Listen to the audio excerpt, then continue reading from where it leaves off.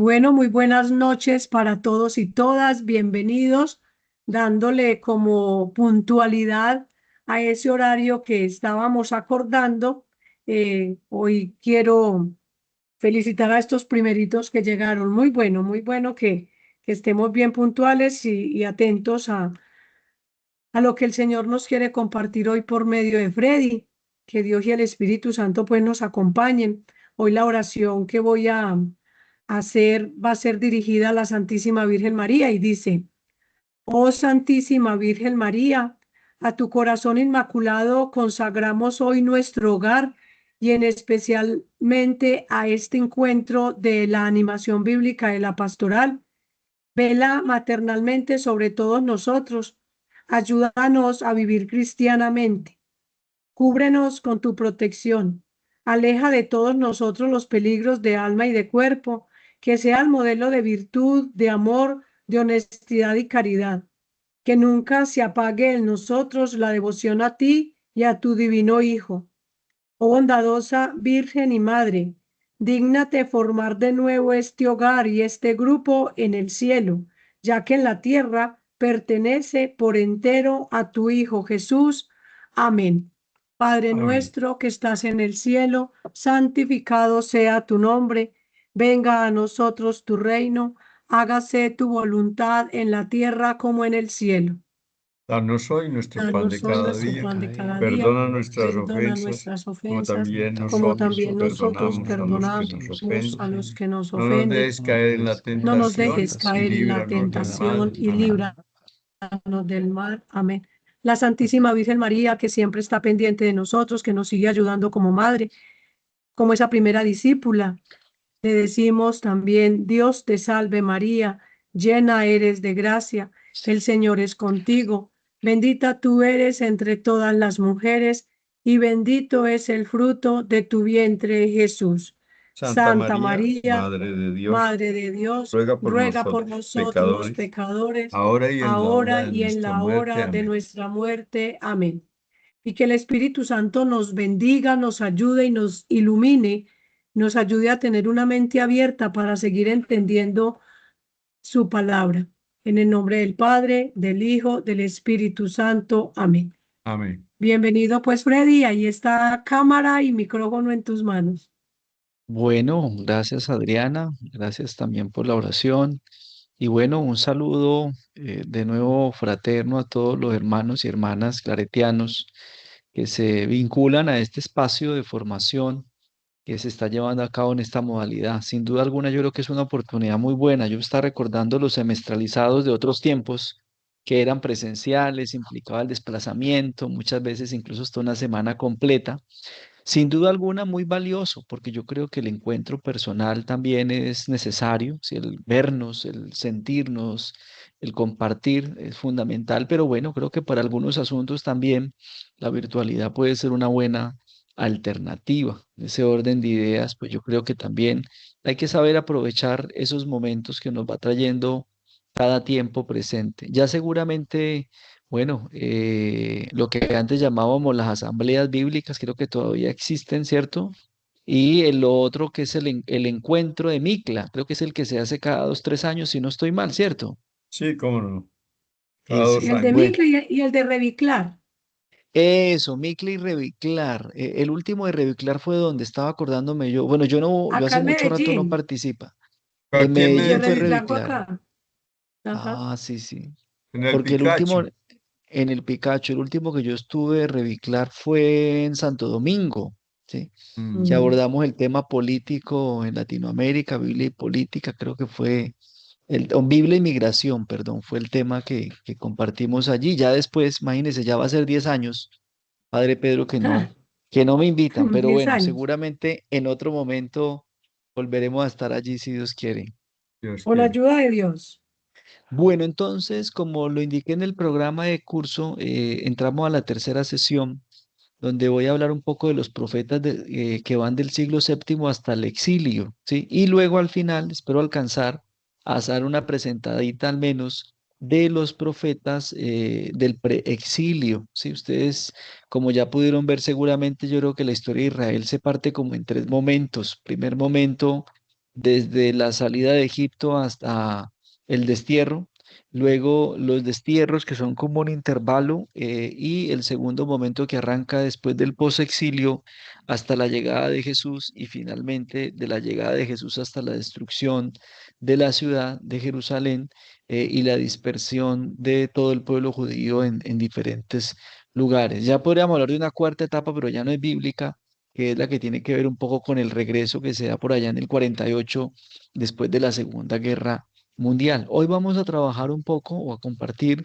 estos profetas del siglo séptimo y algunos que están antes del preexilio, algunos seguramente para mencionarlos y comentarlos, para mirar luego los profetas del post-exilio. Yo creo que es importante mencionar aquí que Babilonia marca o digamos ese encuentro con Babilonia y la guerra que esto origina, que tiene lugar entre el 598 y el 594, es importante mencionar que Babilonia marca un punto digamos, un giro nuevo para la historia de Israel e incluso para la teología que se venía desarrollando, ¿sí?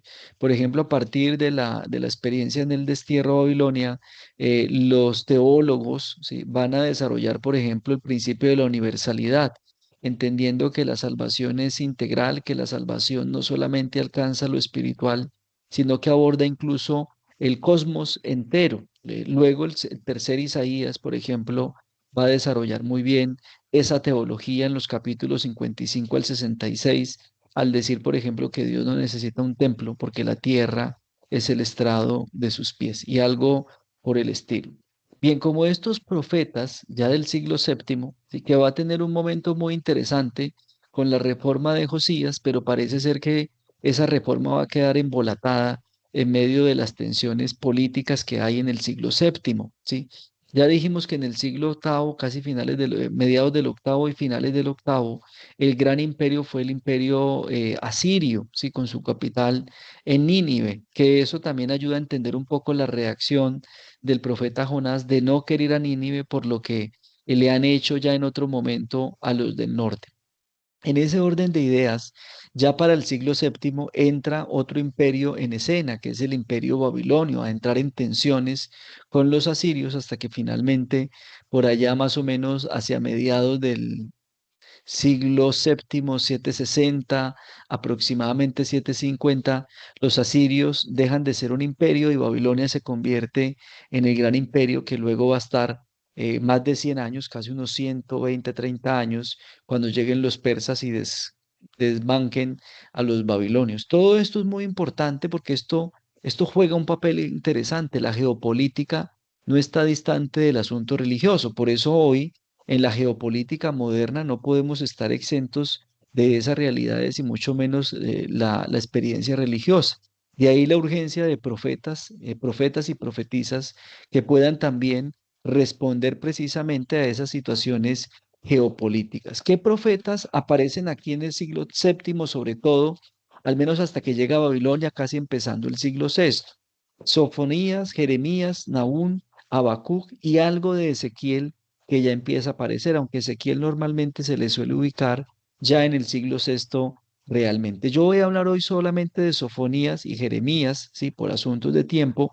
Nahún y Habacuc, bueno, valdría la pena leer sus textos y creo que con lo que voy a presentar, ya esto nos da un panorama más fácil de su lectura. Pero en general, los profetas de este siglo se van a dedicar exclusivamente a dos asuntos muy puntuales, ¿sí?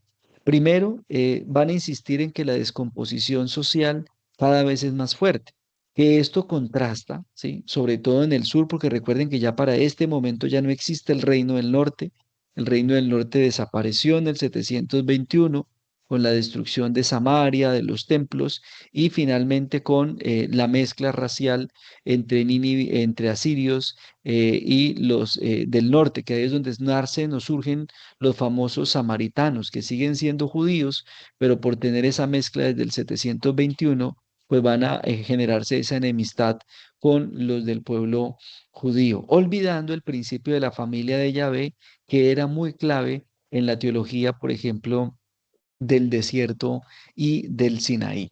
Pero bueno, digamos que estos profetas van a insistir en que la descomposición social cada vez es más fuerte, aunque el asunto religioso esté muy fuerte, aunque esto seguramente va a obedecer mucho a esa desconfianza que le genera a los profetas, el exceso de confianza, valga la redundancia, y esos dos antónimos, confianza y desconfianza, la confianza que tiene la monarquía y la gente en las relaciones políticas internacionales, es decir, en la geopolítica y esto que pone en riesgo precisamente todo el asunto de la confianza en Dios.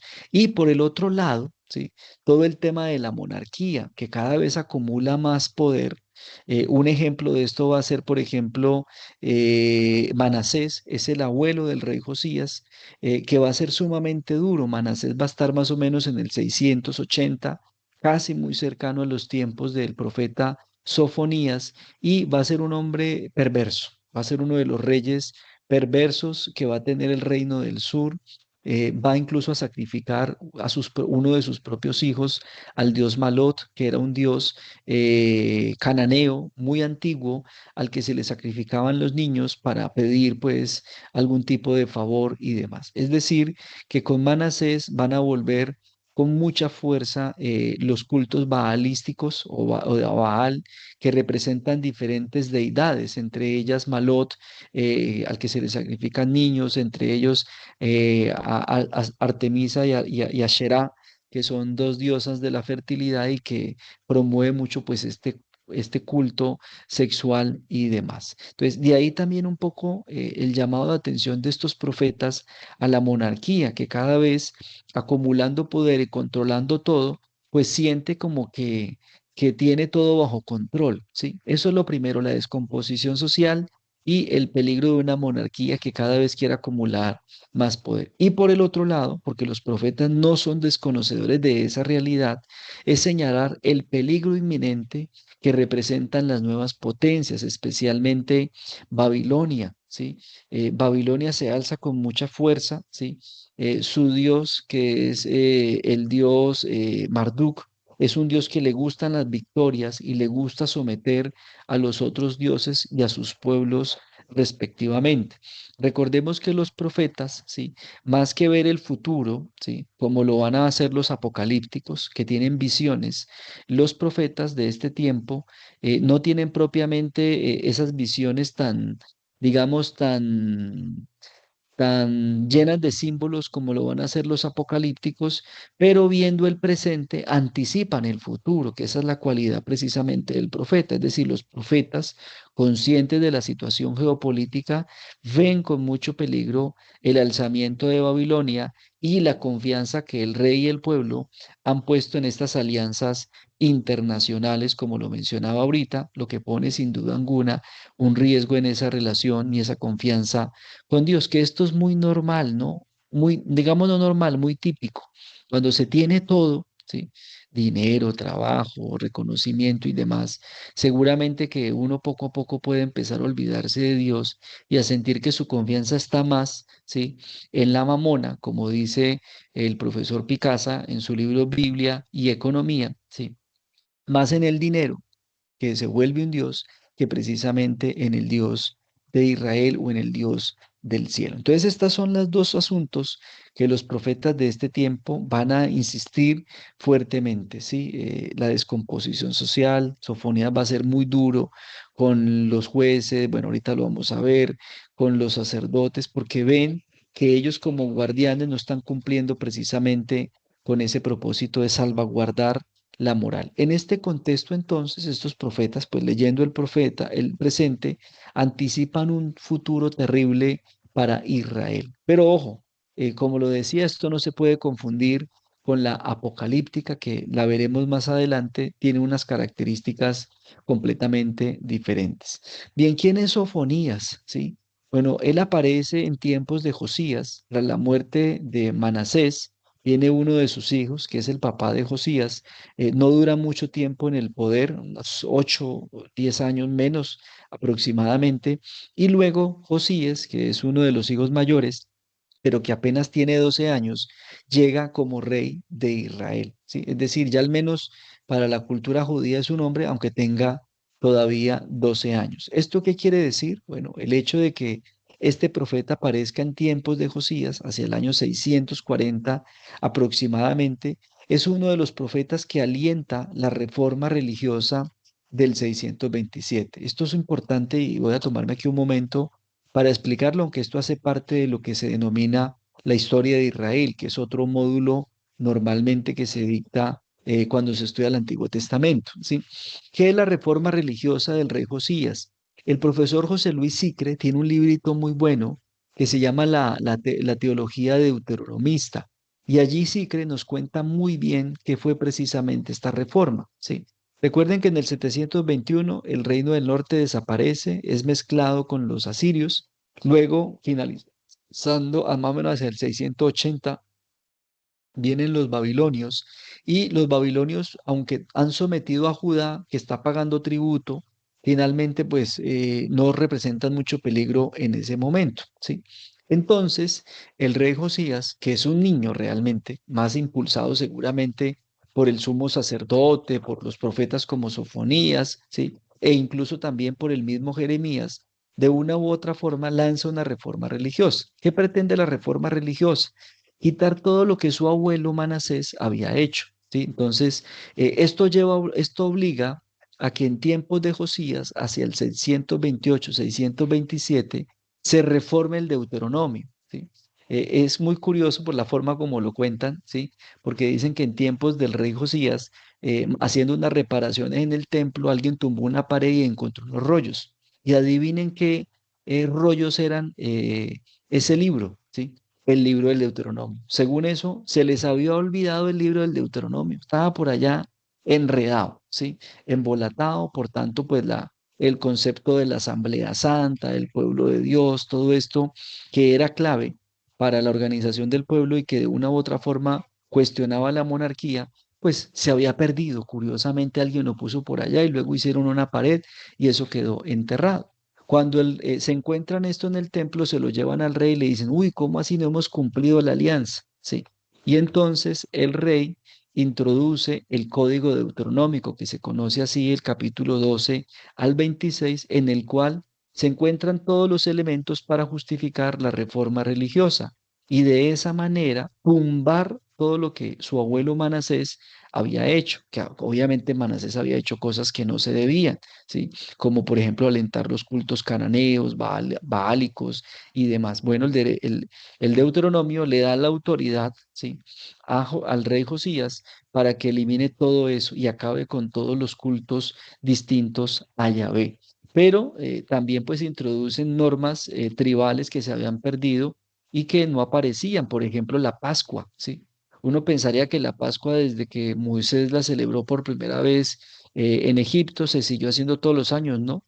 De hecho, en tiempos de Manasés la Pascua se había olvidado también, se había perdido como práctica religiosa, y es Manasés el que recupera la Pascua. También Manasés reconstruye la historia, por ejemplo, aprovecha esta reforma religiosa para elaborar el texto de los jueces, por ejemplo, y el texto de Josías que no existía, ¿sí?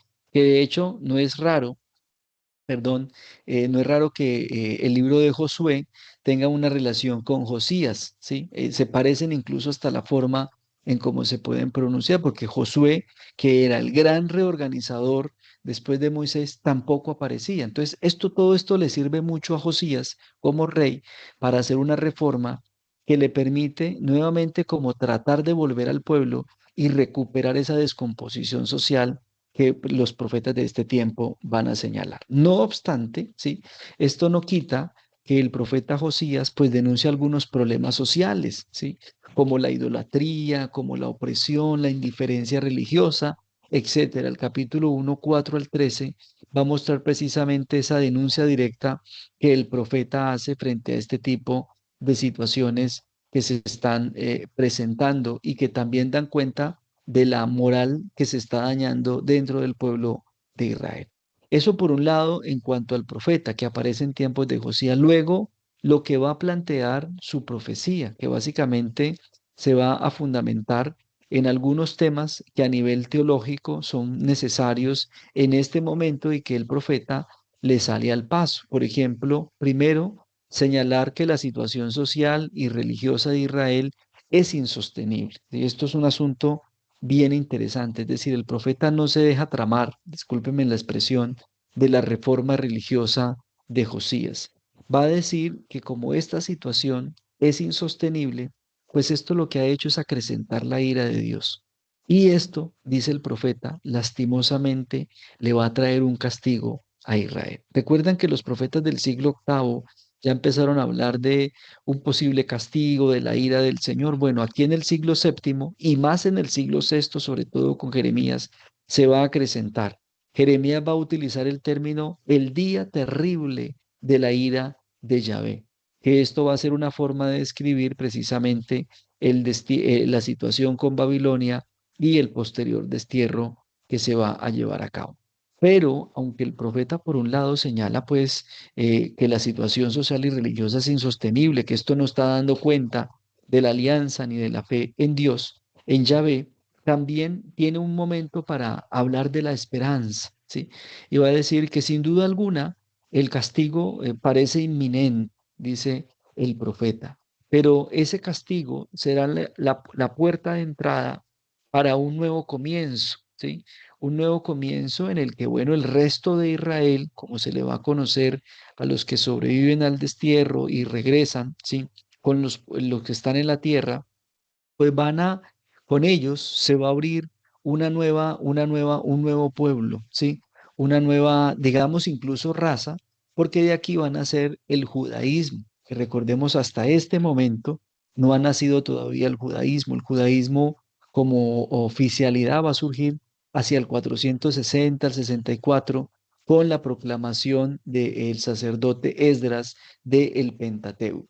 Y por el otro lado, pues en esa esperanza que abre el profeta, también invita al pueblo a ponerse del resto, bueno, ahí resto, perdón, dice reto, sí, a ponerse del resto fiel y abandonar la vida sin Dios, sí. Esto también obviamente lo van a aprender mucho el pueblo, porque cuando viva la experiencia del destierro, pues se van a dar cuenta que los profetas tenían toda la razón.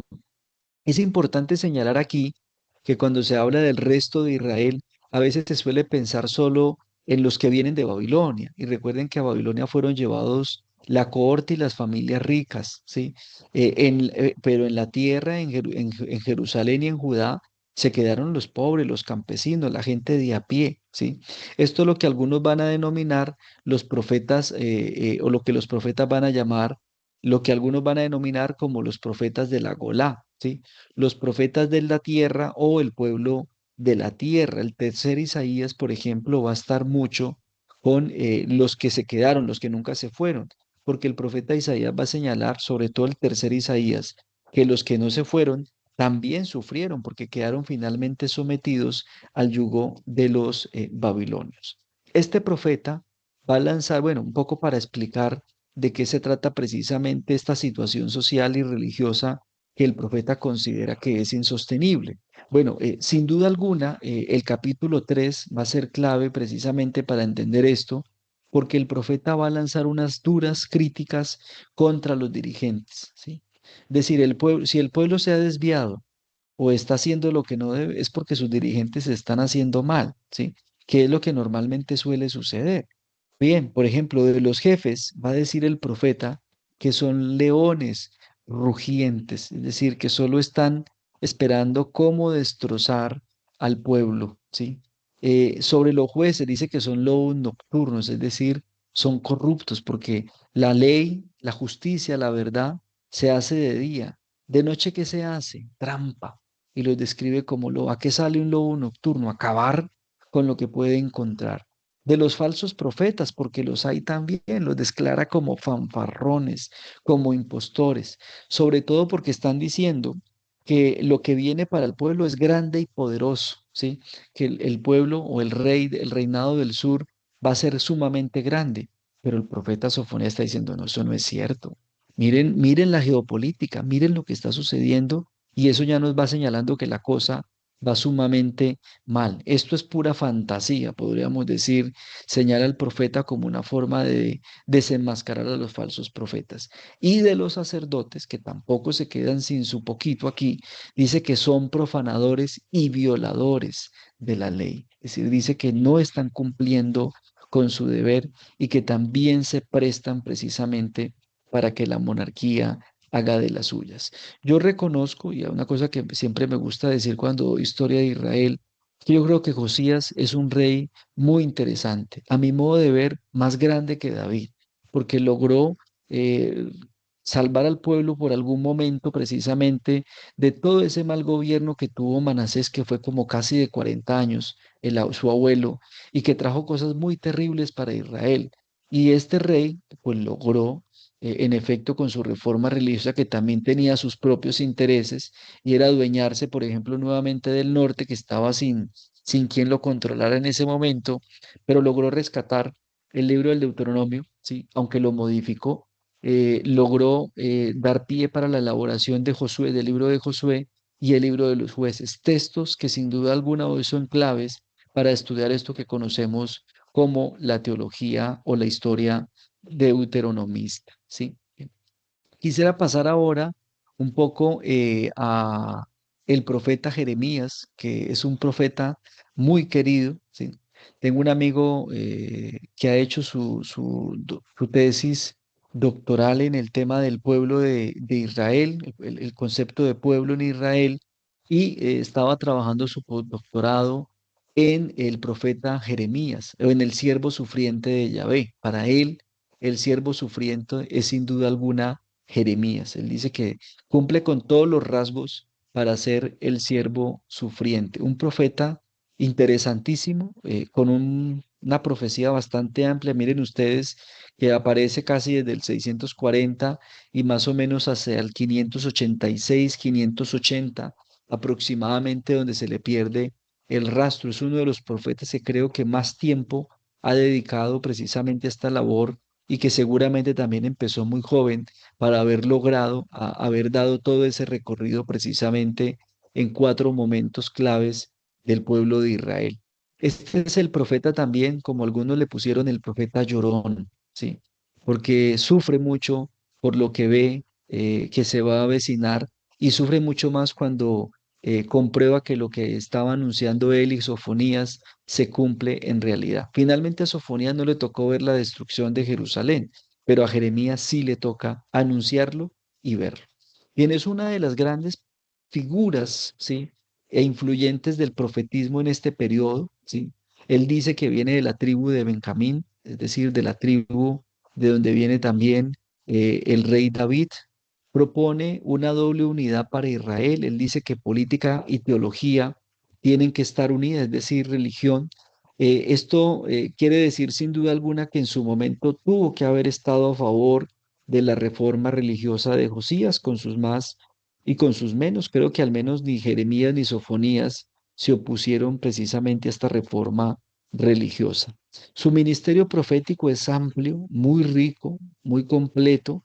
Al menos lo podríamos organizar en 4 etapas, de acuerdo a los momentos que le tocó vivir a este pobre profeta, porque realmente creo que este es de los profetas que no hubiera querido anunciar la destrucción y haberla tenido que ver. Fue el único profeta que le toca esto. Bueno, algo a Ezequiel que vamos a ver ahorita más adelante, pero creo que este es el que le toca vivir en carne propia todo lo que significa precisamente la experiencia de la destrucción. En tiempos de Josías, básicamente, pues como lo señalaba ahorita, debió aprobar la reforma religiosa, luchó contra la injusticia y el ritualismo, lo deja muy claro en los capítulos 1 al 6, que fue una herencia de Manasés, el abuelo del rey Josías. Digamos que aquí todavía está muy en la línea de Sofonías, pero luego ya, hacia el 609, cuando él ve que la situación a nivel de geopolítica se está agravando, que esto es muy curioso, ¿sí? Uno dice agravando,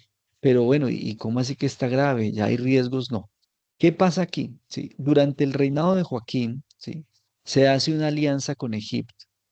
El rey de Judá hace una alianza con Egipto, ¿sí? Y esa alianza no es bien vista por el profeta.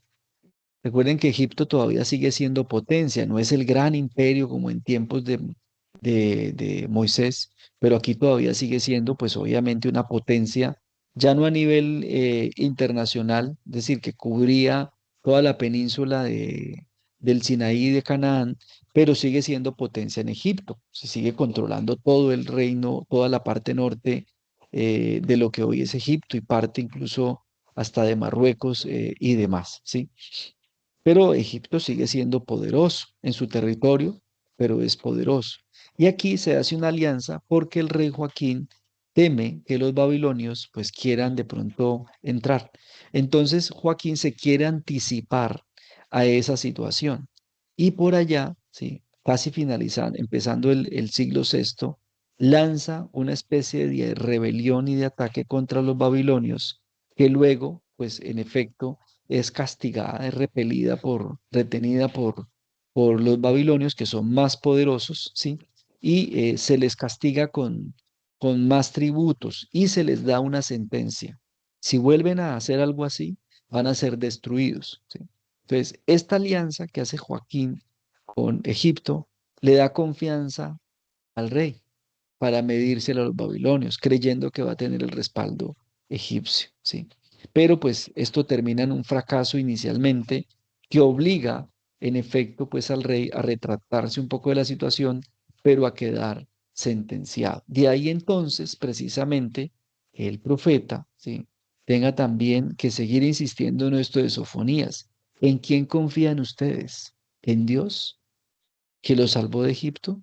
¿O ahora confían más en las alianzas político-militares que están haciendo con otros reinos? ¿Sí? Bueno, va a lanzar una crítica dura a los devotos del templo que se creen justos. Sigue la misma problemática del siglo octavo, una hipocresía religioso, un pseudo culto, ¿sí? Que está más ligado al tema de las relaciones políticas, ¿sí? Y su predicación no encuentra eco. ¿Sí? Esto le produce al profeta una gran frustración porque su propósito es ayudar al pueblo. Él es un judío también, es un hebreo judío y quiere, o de Judá, porque todavía no existe el judaísmo, perdón, ¿sí? Quiere ayudar a su pueblo, quiere lo mejor para su pueblo, pero este pueblo no se deja ayudar. Bien, la cosa se va a agravar mucho más luego en el tercer periodo que le toca a este profeta durante el reinado con Sedecías, ¿sí? Aquí recuerden que ya vienen sentenciados de lo que ocurrió por allá finalizando con Joaquín, ¿sí? Le toca ver a este profeta la caída, no logra evitar la destrucción, pero toma una decisión muy sabia el profeta, que me parece que es muy loable para lo que hace, lo que le toca precisamente al profeta Jeremías. Permítanme un segundo aquí, yo pongo a cargar que me pidió batería el equipo.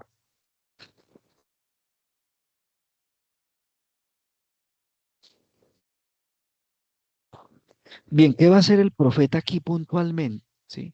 Él ya ha venido insistiendo en que la situación se va a poner difícil, que escuchen a Dios, que escuchen el mensaje profético, pero el pueblo ni el rey hacen caso. Entonces, cuando viene el destierro, toma la decisión, ¿sí? De acompañar al pueblo al destierro, invitándolos a la conversión, es decir, viendo esta experiencia del destierro como un peregrinaje, ¿sí? Podríamos llamarlo hoy en un lenguaje cristiano, en un peregrinaje de cuaresma, en el cual ellos tienen que hacer su propia conversión, porque la destrucción ya no es conversión en sí, ellos tienen que hacer el proceso de conversión.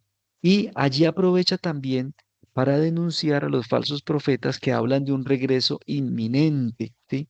Recuerden que como los que son llevados en su mayoría es la cohorte, incluido el príncipe, el hijo del príncipe, el hijo del rey y los príncipes, ¿sí? Pues también son llevados los profetas de la corte que nunca han desaparecido. Y estos empiezan a decir, no, tranquilos que vamos a ir, pero volvemos pronto. Pues no va a ser tan pronto, van a demorarse al menos unos 60 años en poder regresar nuevamente a la tierra. Y anuncia la restauración de Israel. El profeta no se atreve a hablar de un regreso inminente, pero sí de una restauración, y esto marca una diferencia con los profetas de la corte. Después de la caída de Jerusalén, es decir, después del 586, bueno, constata cómo Nabucodonosor y Godolías se imponen sobre Judá, sobre lo que era el reino de Judá, y después del destierro huye a Egipto, donde posiblemente ha sido asesinado, porque recordemos que muchos judíos, ¿sí? Huyen también a Egipto, donde encuentran refugio. De una u otra forma, estas relaciones políticas en muchas ocasiones sirvieron para que los judíos o los hebreos fueran a Egipto, ¿sí? Recuerden que le tocó también, incluso en su momento, a Jesús y a su familia van a tener que ir a Egipto también buscando refugio. Egipto es tierra también de protección. ¿Sí? De hecho, teológicamente hay mucha tela por cortar en Egipto. En algunos momentos es tierra de esclavitud, en otros momentos es tierra de bendición, que es un poco las dinámicas en las que se pueden ver muchas veces nuestros pueblos frente al migrante, por ejemplo. ¿Sí? Si somos tierra de bendición y protección o tierra de esclavitud. Finalmente, allí va Jeremías, ¿sí? A este lugar, a Egipto, y desde allí ya no se vuelve a saber nada del profeta. La tradición señala que allí pudo haber sido asesinado, seguramente por esta insistencia tan fuerte de conversión que le acompañó pues hasta el final de su vida. De Ezequiel, bueno, yo creo que también es importante mencionar, con Jeremías termina el siglo sexto y arranca el termina el siglo séptimo y arranca el siglo sexto con Ezequiel. Y como les decía, Ezequiel le toca ya es un poco lo que es el gobierno de Sedecías, ¿sí? Puntualmente, como lo veamos ahorita, ¿sí? Y luego le toca también ver la caída de Jerusalén.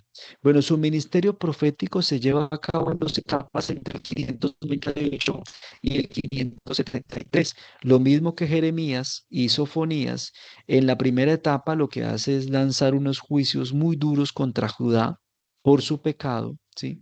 Pero después de la caída, es decir, después del 586, asume una postura muy distinta, ¿sí? En la cual ya no habla de destrucción, sino de salvación. Y esa es la forma como se elabora precisamente el libro de Ezequiel. Que esto es muy interesante, ¿no? Este es un profeta que logra adaptarse al momento, logra leer muy bien la situación, ¿sí? Antes de la destrucción anunció la conversión, condenó el pecado de Judá, pero cuando ve que eso se cumple, lo mismo que le toca a ver a Jeremías, pues finalmente este hombre termina cambiando su postura y reconociendo en efecto que ya no hay que hablar de destrucción, sino de salvación. Es decir, va a empezar a ver teológicamente hablando el destierro y la destrucción como una experiencia de salvación. Bueno, él va a presentar su vocación como una irrupción de Dios en su vida, que lo elige como profeta y lo envía, ¿sí? Aunque tiene una mala acogida en el pueblo. De hecho, lo mismo le va a pasar a Jeremías. Lo que pasa es que Jeremías no fue tan insistente, perdón, Ezequiel no fue tan insistente como Jeremías. Pero ellos se preguntan, ¿pero de qué cosas malas hablan ustedes que nos van a ocurrir si las alianzas internacionales y comerciales están muy bien? ¿Sí? El pueblo está bien, ¿de qué hablan ustedes? ¿Sí? Bueno, esto también un poco obedece a veces de que los gobernantes nos suelen vender humo a nosotros y lo que vemos es lo que queremos muchas veces y no lo que realmente puede estar ocurriendo. ¿Cómo podríamos acercarnos al libro del profeta Ezequiel y a su profecía? Efectivamente. Bueno, primera etapa, como les decía, es la etapa de la condena a Judá, los capítulos 4 al 24, que hay amenazas, busca deshacer las buenas ilusiones de los falsos profetas que están diciendo que vienen cosas mejores para Israel. Presenta la conversión de la siguiente manera, que yo creo que esto es muy interesante y esta es una novedad que va a lanzar este profeta, ¿sí? Él va a decir que Dios no quiere la muerte del pecador, sino que viva. ¿Sí? Que esto lo usamos mucho precisamente nosotros en Cuaresma, ¿sí? Así hay que entender la conversión. Dios no quiere la destrucción, ¿sí? Dios no quiere la destrucción para Israel ni el sufrimiento, pero cuando llega, no es porque Dios haya querido destruirlos, sino que lo que busca es su conversión. Obviamente esto es una forma teológica de explicar los desaciertos políticos que tuvieron los gobernantes de Israel, ¿sí? Si lo vemos desde la política y la geopolítica, lo que le sucedió tanto al reino del norte como al reino del sur son malas decisiones políticas, ¿sí? No haber sabido entender el momento de la geopolítica, confiar más en las armas y en las alianzas que en Dios, ¿sí? Pero los profetas pues tienen que explicar teológicamente la situación y van a verlo así. Bueno, esta destrucción no es que, esta destrucción o este castigo no es porque Dios nos quiera desaparecer. Él lo que quiere es la conversión, es decir, que el pueblo pueda seguir viviendo. Luego hay como un intervalo que es bien interesante en el profeta Ezequiel entre la primera parte y y la segunda gran parte. Son los oráculos contra las naciones. En el capítulo 25 al 32, Jeremías ataca a las naciones extranjeras por lo que han hecho contra Judá y dice que le va a suceder lo mismo que ellos le han hecho a Jerusalén. Me atrevo a pensar yo, un atisbo de apocalíptica. Bueno, es posible si vemos algunos de los signos que utiliza precisamente el profeta Ezequiel. Luego viene la otra gran parte que tiene que ver con los capítulos 33 al 39, donde aparece la promesa de restauración. Básicamente aquí lo que va a plantear el profeta después de ver la destrucción que ha tenido que sufrir el pueblo de Judá y su capital, bueno, dice que esto es el inicio de una nueva era, ¿sí? Señala que de los desterrados Dios hará germinar algo nuevo. Esto es lo que se va a conocer luego como el pueblo de Judá y lo que va a dar como origen al nacimiento del judaísmo. Pero esto implica conversión. Si el pueblo no se convierte, ¿sí? Sobre todo el que está en Babilonia, no va a ser posible esa restauración. Esta tarea le va a tocar en parte a Nehemías, a Esdras, que lo vamos a ver posteriormente en otro momento de la historia del pueblo de Israel. Dice también que Dios va a reunir al pueblo dispersado, ¿sí? Bueno, esto también llama la atención porque recuerden que los dispersados fueron unos a Babilonia, sobre todo la corte y las élites altas, otros huyeron a Egipto, que lograron encontrar refugio, y otros se quedaron allí en la tierra, ¿sí? El pueblo de la tierra, el pueblo de la Golá. Pero recuerden también que este capítulo 34 va a ser clave, sobre todo en los movimientos carismáticos y pentecostales que van a surgir en Norteamérica hacia finales del siglo XIX, principios del siglo XX, para señalar que el pueblo de Dios tiene que volver a ser reunido, ¿sí? De tal suerte que eso va a permitir la segunda venida, ¿sí? Bueno, esto es una lectura, a mi modo de ver, errada, ¿sí? Porque el pueblo de la tierra en este caso el pueblo judío no tiene nada que ver con Jesús, porque Jesús finalmente ha sido rechazado por el pueblo judío. Pero sobre esta profecía de Ezequiel, pues van a surgir muchas cosas, no solo en este tiempo, sino después de la Segunda Guerra Mundial, sobre todo, que van a inspirarse los movimientos pentecostales y carismáticos en ayudar e incluso a financiar el regreso de del pueblo de Israel o el pueblo de la tierra a su territorio. Y bueno, esto es lo que nos ha tenido también en esta situación tan compleja que se vive en la franja de Gaza. Finalmente, dice el profeta en este último bloque que el pueblo volverá a su tierra, ¿sí? Pero será Dios el que los haga germinar de nuevo. Será Dios el que les devuelva la vida y lanza la profecía de los huesos secos en el capítulo 37. Al final, que esto también es muy peligroso, ¿sí? Discúlpeme de pronto aquí este comentario, pero yo creo que es necesario, porque luego el profeta termina diciendo que Dios va a triunfar sobre los enemigos de Israel. Esta es la profecía del capítulo 39, que habla de la destrucción de los enemigos de Israel. Y esto ha sido parte de lo que el movimiento sionista, yo creo que entendemos muy bien esto que significa, ha utilizado para destruir, ¿sí? Al pueblo palestino, ¿sí? En parte este ha sido el argumento para verse en ese enfrentamiento con el pueblo palestino y los musulmanes, sobre todo con Irán. En efecto, y lo conocemos muy bien esta situación. Estos capítulos, el capítulo 34 y el capítulo 39, han sido el bastión, ¿sí? Incluso el 37, para el movimiento sionista insistir en que Israel es el pueblo no solo elegido, sino privilegiado de Dios, y que los que le han hecho daño en algún momento de su historia van a ser destruidos, ¿sí? Entonces esto también es sumamente peligroso y delicado entender estas profecías y sacarlas de su contexto. Bien, para terminar un poco aquí Ezequiel, la ley de Ezequiel, que se va a conocer así precisamente la profecía, sobre todo la segunda parte del 33 al 39, anuncia restauración religiosa y política de Judá, ¿sí? Esto también es muy complicado porque recordemos que si de algo se van a encargar los babilonios es de acabar con la monarquía y con los descendientes, ¿sí? Por allá hay un descendiente último, primo, tercero, cuarto, quinto, sexto de los reyes de Israel, de Judá, que se llama, eh, que se llama Esdras, no, perdón, Esdras, Zorobabel, perdón, que se llama Zorobabel, y por allá tiene algunos intentos con los persas de volver a restaurar la monarquía, pero no lo logra, y con él desaparece ya definitivamente la apuesta por una monarquía en Israel. Y también va a señalar la importancia del culto y del templo, ¿sí?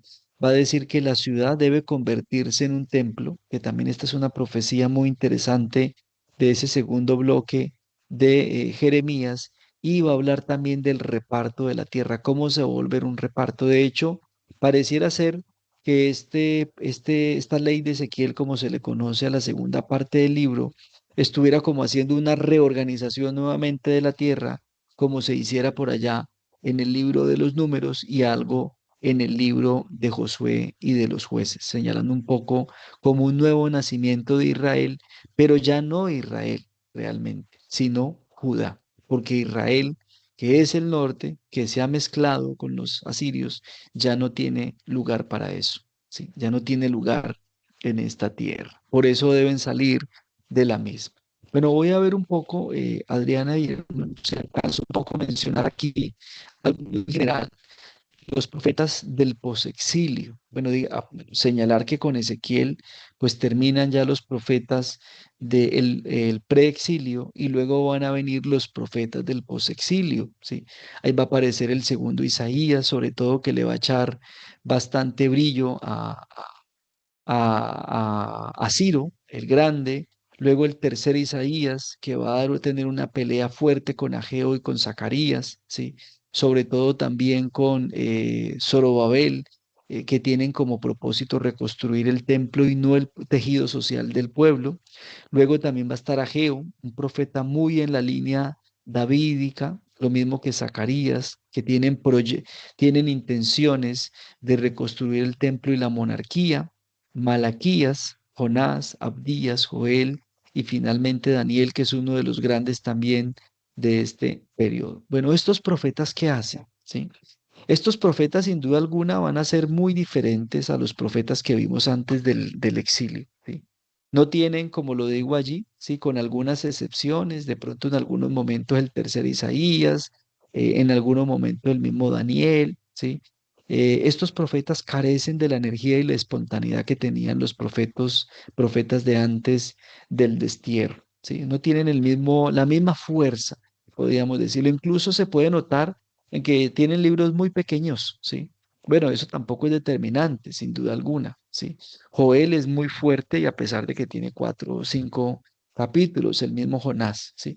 Aunque para muchos Jonás es una novela, ¿sí? Una novelita teológica de la historia de un profeta que quiere rebelarse contra el Dios de Israel, que es misericordioso, y apostar más por un Dios vengativo de la corona. Pero digamos que no tienen esa misma energía, esa misma espontaneidad que fuimos viendo en el octavo, en el séptimo y en el sexto. Sin embargo, estos profetas pues acuden al estilo de la profecía clásica, pero la adaptan a las nuevas circunstancias. Por ejemplo, Ageo insiste mucho en el templo, acusa al pueblo de no querer ayudar financieramente para construir el templo, pero como le dice el profeta Isaías, y le va a decir el pueblo mismo, pero es que no hay plata, hermano. ¿Sí? Como dijera por allá un presidente hace algunos meses, es que no hay dinero, o sea, o damos la plata para el templo, o comemos, ¿qué hacemos?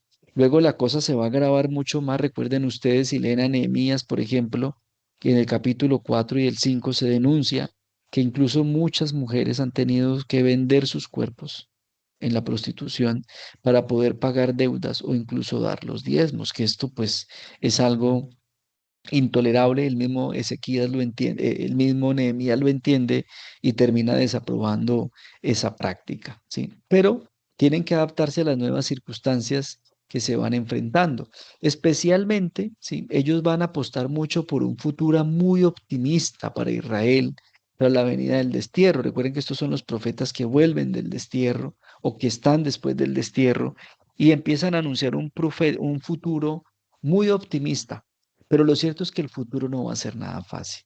Mire que el pueblo se le da la libertad de regresar en el 530. La orden de Ciro se ejecuta más o menos entre el 518 y el 520. Y luego cuando viene Esdras, que va por allá hacia el 460, 464, estamos hablando ya casi más o menos de unos 70, casi 80 años en que se ha dado la autorización entre el regresar y el estar nuevamente en la tierra. Y el pueblo, el país todavía no se ha podido reconstruir. Decir, esto es para señalar, hombre, esto no va a ser fácil. El tercer Isaías va a ser uno de los que va a animar a la gente. Venga, es que pensábamos, la gente que vuelve del destierro, sobre todo las nuevas generaciones, es que nos habían dicho los profetas que cuando volvíamos esto iba a estar, mejor dicho, como Dubái. Y esto no hay sino piedra sobre piedra. Ah, no, venga, va a decir el profeta Isaías, es que hay que remangarse, mijo. Ustedes volvieron, pero eso es para reconstruir. Al menos estén contentos que tenemos la tierra, ¿sí? Y lo primero a reconstruir, va a decir el tercer Isaías, es el templo, reclamándole a Geo y a Zacarías que le están insistiendo a la gente en que lo primero debe ser el templo. Bien. Bueno, hay tres temas en los cuales van a estar muy fuertes en la profecía de estos autores: el templo, la ley y el tema de la salvación, ¿sí? Que ya a partir de la experiencia con Babilonia, pues esta salvación ya empieza a entenderse como algo universal, es decir, algo que no está anclado a permanecer en la tierra. Si ustedes ven, esto es lo que le va a dar vida al judaísmo, ¿sí? La preponderancia del templo, el cumplimiento de la ley y el tema de la salvación, que la salvación dada a través de estos elementos, que precisamente esto es lo que va a cuestionar Pablo cuando se vuelve cristiano, ¿sí? Pablo va a decir, ni el templo ni la ley le dan a uno eso, ¿sí? Esto se lo da es la gracia, ¿sí? Ahora, ¿qué hay detrás de esto? Un interés por reconstruir la idea davídica y la centralidad en la universalidad de Dios, el Dios de Israel, ¿sí? O el Dios Yahvé, no otro Dios distinto. Bueno, con estas ideas que van a trabajar estos profetas, nace precisamente el judaísmo. Va a haber algunas excepciones, insisto. Tercer Isaías va a insistir en que la salvación es para todos, por ejemplo. Es decir, dándonos a entender que no solo los judíos o los de Israel se pueden salvar.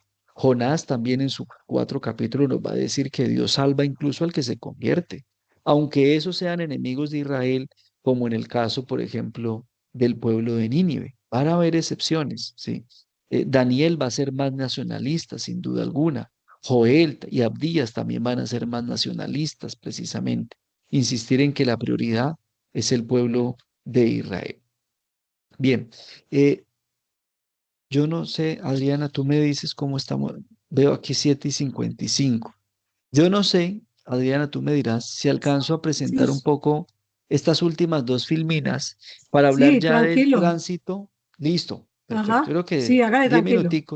10 minuticos, yo creo que termino aquí para el restacito para que conversemos. Bien. ¿Qué viene después de la profecía del posexilio? Es decir, con estos profetas que no he presentado a uno en particular, sino que he hablado de la generalidad, ¿sí? Porque son muchos y sin duda alguna no alcanzaríamos, pero creo que esta generalidad ya nos permite entender un poco cuál es el papel de los profetas del posexilio, sobre todo al menos hasta el siglo cuarto, ¿sí? ¿Qué sucede? Bueno, después de, como decíamos, estos profetas ya no tienen la misma energía, la misma espontaneidad de los profetas de antes del destierro. ¿Qué sucede entonces? Bueno, hacia finales del siglo tercero ya la profecía decae. Y decir esto ya es muy triste. Alguna vez lo dije y me dice, uy, profe, me dijo, pero ¿cómo así que la profecía decayó? Pero eso no. Esa expresión es muy fuerte, sí, fuerte pero real. La profecía decae. Ya lo venía con estos profetas decayendo, sobre todo los que se dedicaron a pensarse exclusivamente la idea de una religión como el judaísmo, por ejemplo. Ageos y Zacarías se dedicaron exclusivamente a eso, ¿sí? Entonces, claro, la profecía decayó y surge una nueva forma de hablar y de interpretar la acción de Dios en la historia. Y esto es lo que se conoce como el Apocalipsis. Es decir, no porque la profecía decaiga, significa entonces que ya Dios no va a hablar más al pueblo. Dios venía hablando a través de los goeles en el tiempo tribal, Lo vino haciendo en la monarquía a través de los profetas. Entonces desaparecieron los profetas y ya Dios no va a seguir hablando. Dios no va a seguir actuando en esta historia. ¿Cómo interpretar la acción de Dios en la historia? Bueno, surge otro género, la apocalíptica. Y la menciono porque esto es una prima hermana de la profecía. Es importante señalar que ya en la escuela de Isaías, sobre todo en el capítulo 24 y 27, el capítulo 55 y 66 al 66, y en Zacarías capítulos 9 al 14, ya había algunos textos mixtos que juntaban profecía y apocalíptica por los signos o la característica que tiene esto, ¿sí? Esta literatura o este movimiento, que es un movimiento, como digo más abajo, radical y nacionalista, surge de manera independiente y se hace mucho más fuerte cuando desaparece la profecía en el siglo II. Este tipo de profecía, bueno, ya apocalíptica, usa un estilo y unos simbolismos propios, especialmente los sueños, las visiones, los viajes celestes, son la clave para la revelación, ¿sí? Es decir, estas personas, ¿sí? Eh, tienen, lo que ellos tienen que hacer o su finalidad es interpretar sueños y visiones, o incluso símbolos, ¿sí? Que van viendo en alguna literatura veterotestamentaria, es decir, en los otros libros que hacen parte del Antiguo Testamento. Esto, como suelo yo decirlo cuando doy Apocalipsis, ¿sí? Hablando precisamente del género como tal, es muy importante indicar que este género es muy bonito, ¿sí? De hecho, aquí en Micla yo acabo de coordinar, o bueno, me pidieron el favor de organizar la revista de, el número, el libro o la revista de Apocalipsis o de Apocalíptica, ¿sí? Con un curso que hicieron ustedes, creo que hace como unos 2 años, donde estuvo el profesor Picasa, Juancho y otros, precisamente. Y ya la revista creo que está lista para salir, o no sé si ya salió. Y yo allí traté un poco de explicar muy bien este género antes de entrar un poco a los capítulos o temas que presenta precisamente los diferentes autores. Es un género interesante, muy profundo, pero es muy peligroso o muy delicado más bien. Esto es como, yo siempre pongo el ejemplo, esto es como cuando usted va en un avión y le dice a la azafata, mire, en el asiento en que usted está, hay una palanca roja a la vez, sí señora, solo en caso de emergencia. Y si le avisamos, de resto no. Lo mismo es este género. Este género solo se utiliza en casos de emergencia. Porque ¿cómo así que confiar en la visión que tuvo alguien o en el sueño que tuvo alguien? ¿Cuánta gente no hemos visto en nuestra iglesia y en otras que dicen que se soñó algo y que el Señor les dijo tal cosa? O que tuvo una visión, un éxtasis. ¿Eso es palabra de Dios? ¿Cómo creemos en eso? Bueno, este movimiento que va a ser muy fuerte en el siglo II y en el siglo III, e incluso en el siglo primero antes de Cristo y en el siglo primero después de Cristo, ¿sí? Van a ser 4 siglos de apocalíptica, van a ser muy fuerte. Miren que a pesar de que fue un género muy fuerte, un movimiento muy fuerte, en el Antiguo Testamento solo quedó el libro de Daniel y en el Nuevo Testamento solo quedó el libro del Apocalipsis. De resto, los otros libros quedaron por fuera de lo que se conoce como la literatura intertestamentaria o literatura apócrifa, ¿sí? Porque no todo se podía aceptar, porque es sumamente delicado este género, ¿sí? Por la forma particular, ¿sí? De hacer la profecía. Detrás de todo esto hay un movimiento nacionalista que se caracterizaba por 3 cosas. Primero, la exigencia en el arrepentimiento nacional. De hecho, recuerden que este movimiento es lo que va a dar origen al movimiento de Qumran también. Los qumramitas se crean porque están en contra de la forma como los sacerdotes del templo están aceptando el proceso de helenización. Y por el otro lado, porque confían también en sus propias profecías. Por eso se van a vivir precisamente a las cuevas, donde todo el tema del arrepentimiento es una práctica diaria. Segundo, la oposición al helenismo. Se oponen completamente a este proceso de helenización que se da en el siglo segundo. Y tercero, la esperanza escatológica en la intervención de Dios y la salvación de Israel. Todo esto, estas 3 ideas, son las que hacen pensar que Juan el Bautista era apocalíptico y que posiblemente Jesús también era apocalíptico, porque todos empezaron con lo mismo, el Bautista y Jesús. ¿Se acuerdan cómo empezaron? Sí. Arrepiéntanse porque el reino ya está aquí. Ese primer elemento. Y segundo, tenían la certeza de que Dios estaba actuando en esta historia en ese momento puntual. Gerard Teissan, que es una autora alemana, que estoy viendo su libro, mi biblioteca tiene un libro buenísimo que se llama La sombra del Galileo, ¿sí?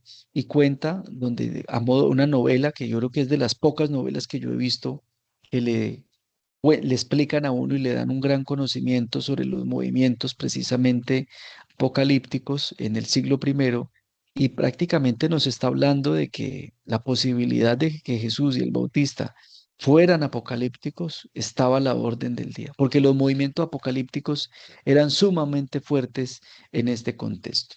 Bien, y algo más un poco para esta literatura, aunque seguramente si siguen ustedes en el semestralizado tendrán que ver sin duda alguna algo de apocalíptica, o al menos de apocalipsis, mencionaré un poco estos datos que pueden servir, ¿sí? Bueno, sin duda alguna la apocalíptica es heredera de la profecía, tiene elementos que comparten, aunque es un género completamente nuevo. Viene a reafirmar las promesas proféticas sobre el futuro de Israel, ¿sí? El cual se desarrolla aquí y ahora. Sobre todo los qumramitas estaban convencidos de esto, lo mismo que Jesús. Un argumento más que va uniendo a Jesús con el movimiento qumramita. Importante precisar la diferenciación de este tipo de género, ¿no? Aquí el escritor usa la pseudonimia, sobre todo acude a nombres de santos del Antiguo Testamento. Recuerden que está el Apocalipsis de Abraham, el Apocalipsis de Moisés. Esto sin duda alguna para señalar que hay una conexión entre el tiempo presente y el pasado que le da continuidad a la revelación. Suelen ofrecer resúmenes históricos primero antes de su ejercicio. De hecho, miren que así está escrito el Apocalipsis. Apocalipsis a partir del capítulo 4, 5 y 6 es un resumen de la historia para luego entrar en la escena del Cordero. De hecho, es interesante que el capítulo 4 sea el Cordero el que abra esa historia que se va a ese resumen histórico que se va a presentar. Los cuatro jinetes son el mejor resumen de la historia que uno puede encontrar en el Nuevo Testamento. Y tercero, dan predicciones proféticas para indicar cómo se van a cumplir esas promesas, ¿sí? Es decir, para ellos algunas promesas se han cumplido y otras están por cumplirse. Es decir, Dios todavía no ha ejecutado su plan totalmente, que lo mismo hace el Apocalipsis, ¿sí? En el 19 se destruye la gran Babilonia y en el 20 viene la celebración y en el 21 viene lo nuevo, pero todo no está completo. Por eso el 22 termina diciendo Maranatá, ¿sí? Ven, Señor Jesús. La literatura apocalíptica señala que la salvación vendrá, que el mal va a ser destruido y que una nueva creación va a surgir. En palabras nuevas, en palabras que ya conocemos, el reinado de Dios reemplazará a los imperios. Esto lo describe muy bien el libro del Apocalipsis. Esta forma de profecía, yo la pongo entre comillas porque es una nueva forma, confirma que Dios no ha abandonado a su pueblo, aunque ya no existan profetas. Hay otro modo de seguir interpretando la voz de Dios en este contexto. Que Dios sigue actuando en la historia, que la salvación prometida llegará. Todo esto confirma una sola cosa, y es lo que busca la apocalíptica, que Dios sigue siendo el soberano de esta historia y que todo lo que pasa, todo lo que ocurre en esta historia bíblica y en la nuestra hoy, obedece al plan de Dios. Es decir, que el mal, por más fuerte que se crea, por más grande que se crea, no logrará destruir la obra de Dios. Ese es un poco el mensaje final con el que va a terminar la apocalíptica. Pero pues, insisto, esto seguramente se verá ya en otro momento de la formación. Bueno, pues yo llegaría hasta aquí, Adriana, no sé, abierto también aquí a las preguntas y demás. Bueno, sí, si quieren, de pronto podemos empezar con lo de las preguntas o yo creo que es mejor que hagamos las preguntas y ya descansamos. Bueno, Esperamos, claro, porque yo creo, John, que es la oportunidad como para que nos dé el anuncio que nos iba a decir, ya perfecto. que estamos todos, sí.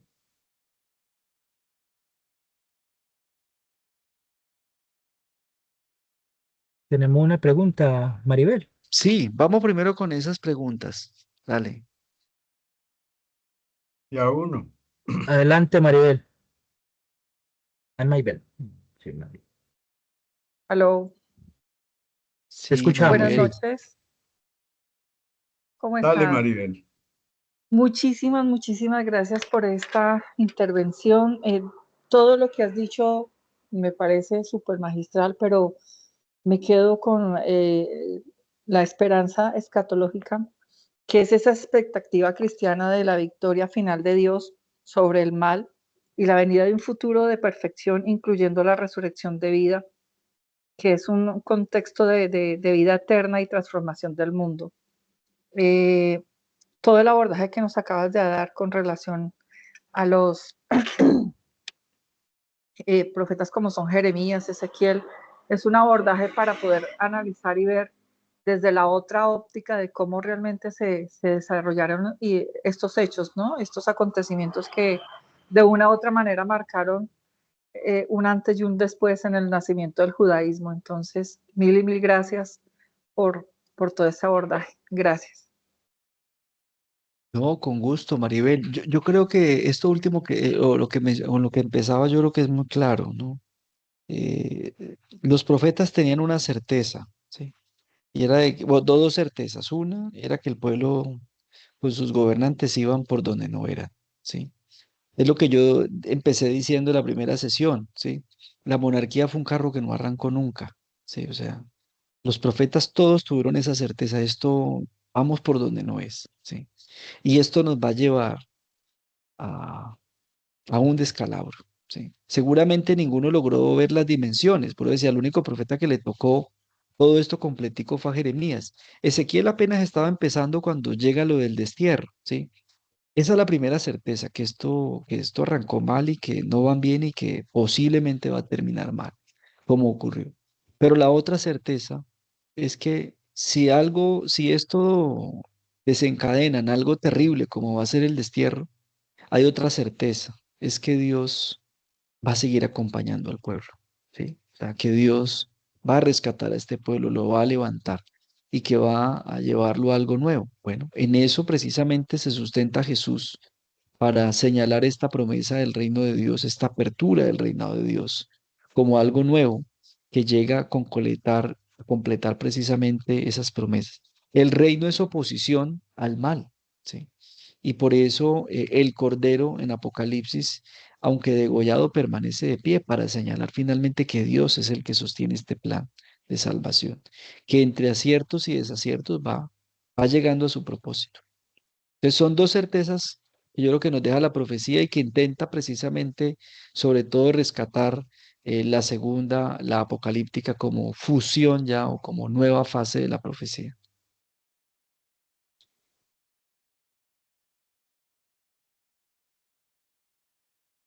Bueno, también, ¿qué otras reacciones me gustaría? Bueno, ¿cómo ven? No sé si se va muy rápido también, a veces por asuntos del tiempo, de pronto querer abarcar muchos temas, pero la idea es mirar un poco la generalidad.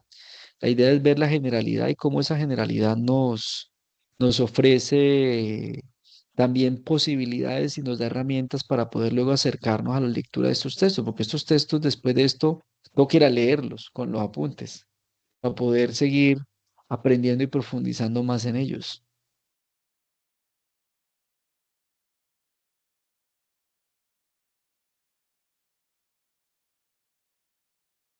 La pregunta Correcto. mía sería, John Freddy, Sí, padre. como que nos ampliaras un poco, digamos, entonces, ¿cuál es el legado que deja la profecía y la apocalíptica para el Nuevo Testamento, ¿cierto? O sea, para Jesús lo recoge y lo recoge ya del profeta Isaías, sabemos ahí en Lucas 4, 16, 18, recoge mucho de esa profecía como para decir yo continúo o yo soy el verdadero profeta, ¿no? Pero digamos que para el pueblo, en síntesis, ¿qué significó para el pueblo de Israel entonces la profecía? Bueno, yo diría que el significado de la profecía, sin duda alguna, fue como esa forma de recordarle al pueblo que Dios no estaba precisamente o propiamente o de manera exclusiva en la monarquía, ¿sí? Que Dios estaba también en las vivencias cotidianas del pueblo, porque yo creo que eso también es un asunto que hoy hemos rescatado mucho en Latinoamérica, sobre todo con la idea teológica precisamente de que Dios va caminando con nosotros en medio de lo que vamos viviendo. Yo creo que eso es importante, ¿no? Es rescatar que Dios no se queda anclado solamente en lo institucional, ¿sí?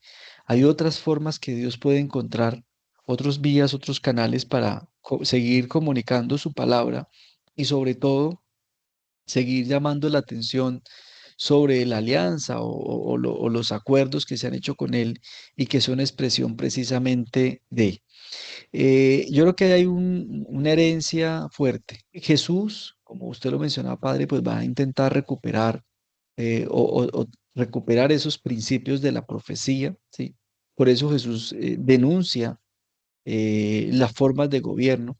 Se suele decir que Jesús nunca se metió con las instituciones políticas y demás, pero yo creo que sí. O sea, Jesús en medio de su discurso acogedor y amplio tiene expresiones directas e indirectas frente a las formas de gobierno como expresiones de injusticia que no permiten que precisamente tampoco el pueblo avance. Y lo mismo también va a ser con las estructuras religiosas o con las instituciones religiosas que en ocasiones no logran responder abiertamente precisamente a las necesidades del pueblo. Jesús va a intentar encarnar esa herencia profética y traerla en esa clave ya también apocalíptica, en efecto, porque yo creo que Jesús tiene la certeza, y esto lo ha trabajado Ariel Álvarez muy bien cuando trabaja Apocalipsis, es que Jesús no muere para que las cosas sigan iguales. Jesús tiene la certeza de que con su muerte vendrá un tiempo nuevo, ¿sí? O lo que el profesor Picasa llama el octavo día de la creación, el tiempo kairótico, ¿sí? Es el Ujú. tiempo nuevo para hacer que esto siga estando presente. Ahora, y el Así. último aspecto que yo señalaría es el desafío, Padre, hoy de contar con una profecía auténtica, ¿sí? Una profecía en nuestra iglesia hoy que siga denunciando lo que no corresponde, tanto al intra como al extra, pero también una profecía que nos siga dando esperanza, porque miren que los profetas también se ocuparon de eso, de denunciar el pecado público, el pecado social, pero también de darle esperanza al pueblo, ¿sí? Y de acompañarlos. Miren esto que hizo Jeremías, es muy bonito, listo. Me tocó ver lo que yo no quería ver, pero me voy con ellos y los acompaño. Y lo mismo que hace Ezequiel.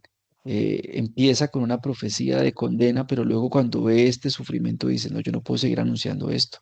O sea, aquí tiene que haber algo nuevo y descubre que tiene que anunciar también la esperanza. Creo que necesitamos una profecía hoy que pueda encarnar precisamente estos tres elementos. Así es, gracias, John. Fred. Con gusto, Padre. Yo Adriana, también quiero preguntar, porque acá en el WhatsApp una de las compañeras nos pregunta y quería que fuera John Freddy pues el que nos diera la respuesta, que según se ha estudiado se ve que cada profeta estaba detrás de un rey. O sea, había siempre uno de los reyes, pero tenía un profeta al lado como para estarle diciendo las cosas, incluso se dice que vivían con ellos, pues vivían ahí como en el palacio con cada rey. Y entonces me dice que el profeta Natán era con David, Ahías con Salomón, sí sí, estamos, sí, pero sí. que no recuerda con Saúl quién estaba. Samuel. Bueno, Samuel le entonces, tocó, Samuel estaba primero con Saúl y luego con David, sí, va a estar con ellos dos también. Pero eso sucede en los primeros años de la corona, ¿sí? Porque recordemos que después, hacia el siglo octavo, ¿sí? Lo que dijimos en la primera clase, Elías es el primer profeta en desligarse de la corona, dejar de comer de la mano del rey e irse a vivir con el pueblo, ¿sí?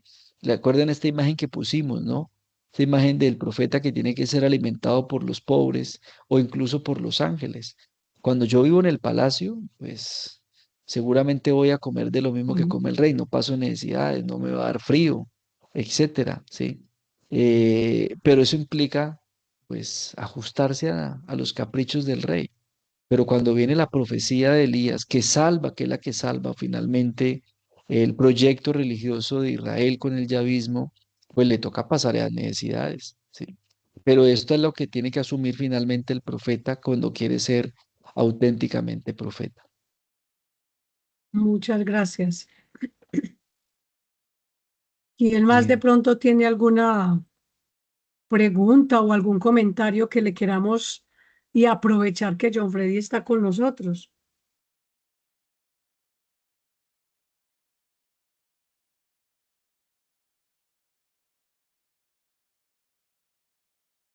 Bueno, se ve John Freddy que no hay. Entonces hay dos Como puntos. que, como que Uno, quedó muy bueno, claro todo. Rafael nos quiere preguntar algo o aclarar algo, ok. Rafael, bien puede abrir el micrófono. Buenas noches, John Freddy, nuevamente, Dios te bendiga. Buenas noches. Eh, es muy importante, pero siempre hago énfasis en que todas estas enseñanzas, eh, que son buenas o malas, descabelladas o no, en ese contexto, porque eso es algo que hoy se interpreta, más no se vivió, son relatos, son muchísimas cosas negativas y positivas, pero que es de vital importancia contextualizarlas en el día de hoy, porque realmente es como paralelo en diferentes escenarios, obviamente, de tiempo y de espacio, que se está viviendo como que algo similar. Entonces es muy importante no perder la fe en estas enseñanzas, por muy macabras que sean, por,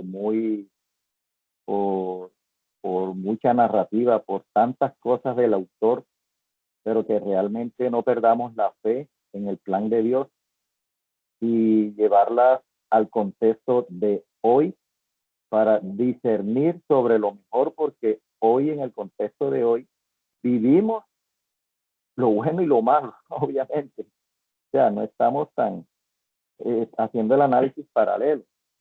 Esto es muy importante porque cuando se escucha esto, uno queda de fondo al momento de interpretar las ponencias de todos acá, queda uno como que, uy, pero antes era peor que hoy es peor que antes. Entonces, yo digo que hay que mantener con mucho discernimiento, como esto que usted acabó de mencionar ahora.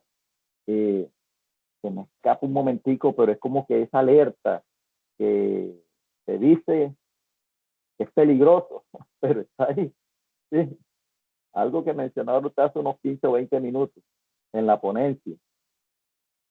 Eh, Está allí y hay que mantener muy, muy fuerte la fe, porque si no, no sabemos dónde va a parar esto.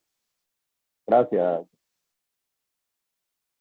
No, a ti, Rafael, gracias por esto. Yo creo que sí. Bueno, frente a lo que decías ahorita, si la historia ha cambiado o no, yo creo que la seguimos repitiendo, ¿no? Yo creo que seguimos siendo esos esclavos de esta historia tan compleja. En otro tiempo fueron los imperios asirios, babilónicos, persas, griegos, romanos. Hoy hay otros imperios, ¿sí? De pronto hemos avanzado porque tenemos formas de democracia que funcionen o no, mantienen este mundo, ¿sí? Pero sin duda alguna, yo pienso que la historia como que se vuelve muy cíclica en la forma como la seguimos repitiendo, pero creo que este finalmente es el desafío, ¿sí? Yo comparto Hace poco leía, a mí me gusta mucho leer a Chul Han, no sé si de pronto lo han escuchado, filósofo contemporáneo de origen coreano, pero radicado en Alemania.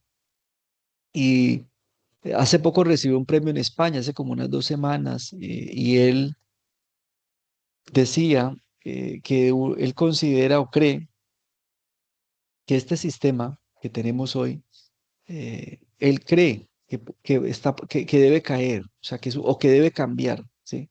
Es un sistema que tiene que cambiar porque nos está despersonalizando, nos está arrebatando muchas cosas que habíamos ganado como humanidad y que él considera que esto es algo como que no va, ¿sí?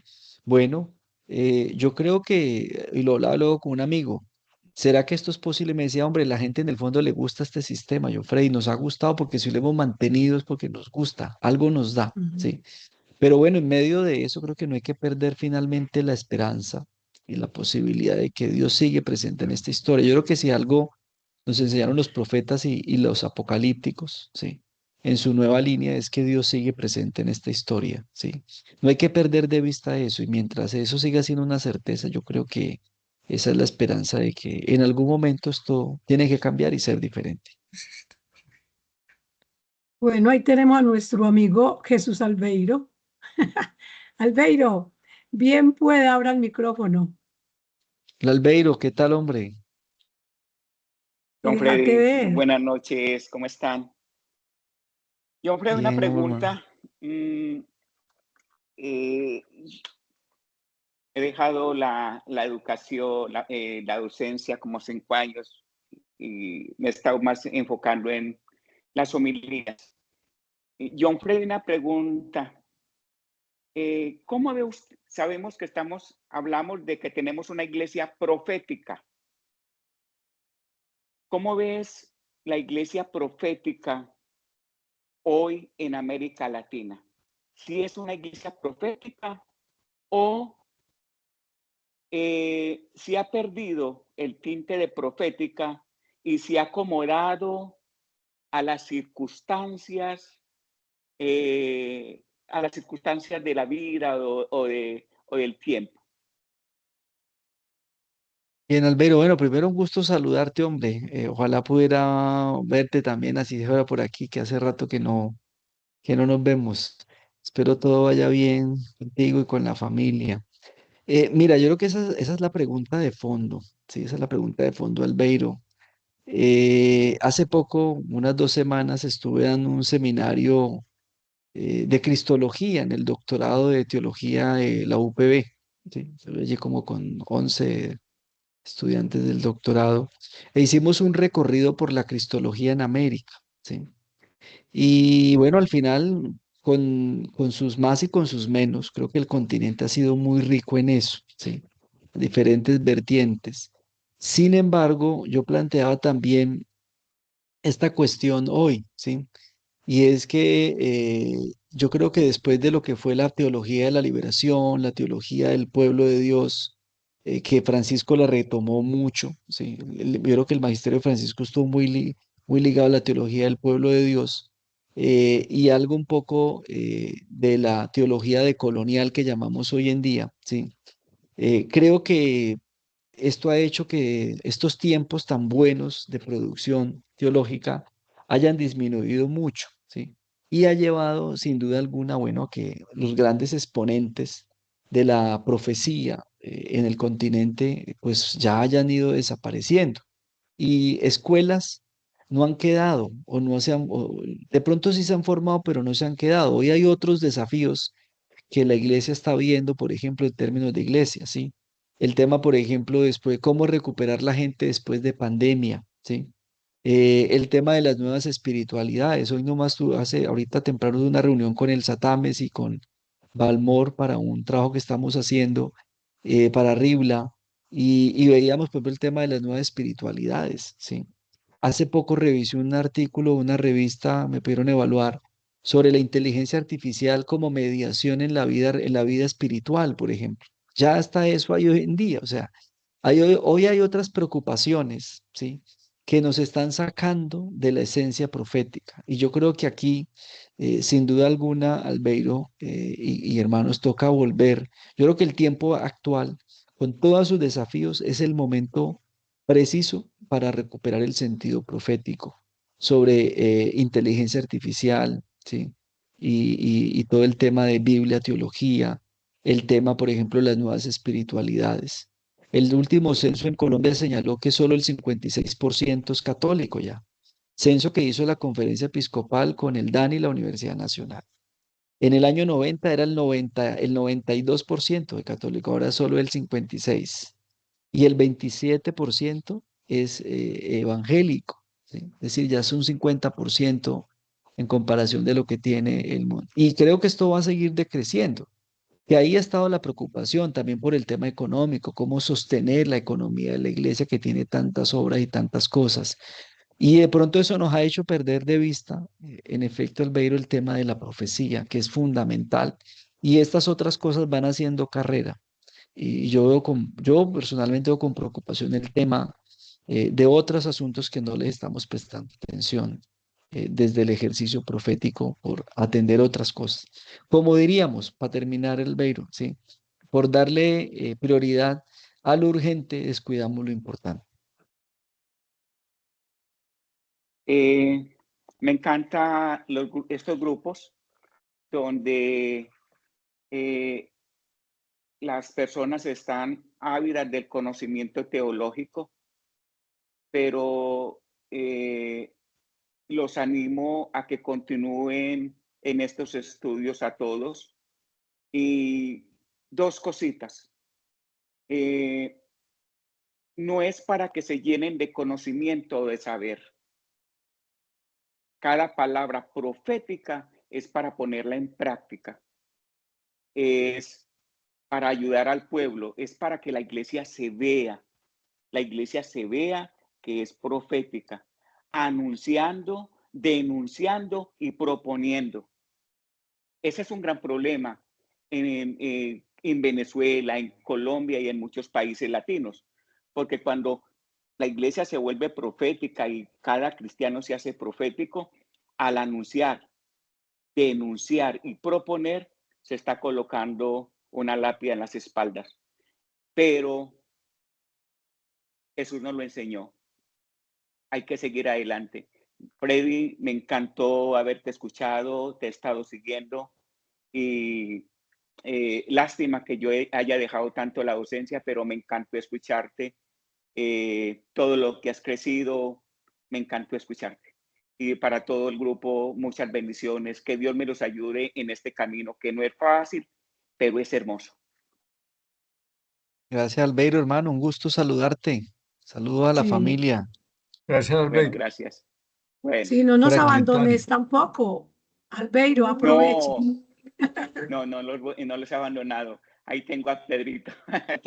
Para adelante, todos vamos. Hay que dejar una semilla, dejar algo, una huella en este mundo, una huella, si sea una semilla. Y como cristianos todo lo podemos hacer. Bien. Qué bueno, gracias Albeiro, a usted Por ahí veo a también. Norberto, si quieres, si alcanzamos a Adriana, no sé, tú me dices. Sí, hágale, Norberto. Norberto.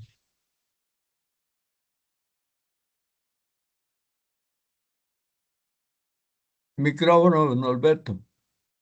No, lo tiene abierto, pero no se le escucha. Acércate al micrófono, Norberto.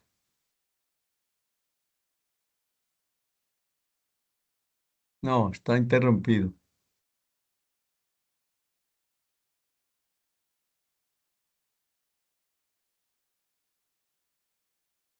Y tiene habilitado el micrófono. Sí, y lo tiene encendido, pero no, es una cuestión del Teams. ¿Qué pasa? Sí, desde ya.